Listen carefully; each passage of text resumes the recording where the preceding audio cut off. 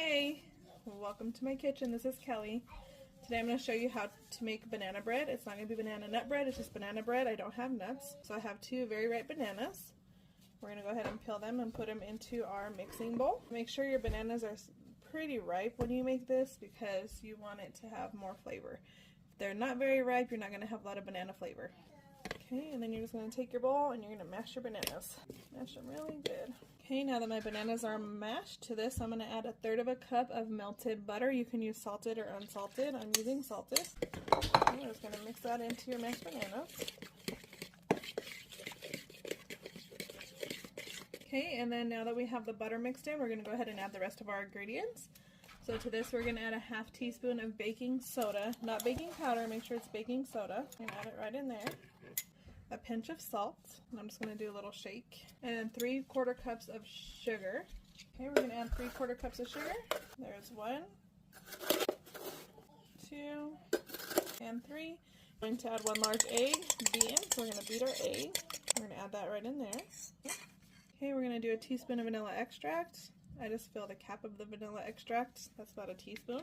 And then we're going to add 1 1/2 cups of flour. Okay, there's a half. There's 1 cup. And 1 1/2 cups. And I also forgot to mention that I did preheat my oven to 350 and I buttered my loaf pan already. Okay, so now we're going to mix all these ingredients together. Okay, my banana bread batter is done. I'm going to put it into my loaf pan. I told you I already had my loaf pan buttered. Make sure you butter it nice and good so the bread don't stick. We're going to go ahead and add our batter right into our loaf pan. Okay, so my loaf pan is a little bit bigger than what you would normally use. You normally use like maybe an 8x4. Mine's 11x4. So my loaf is going to be a little bit flatter.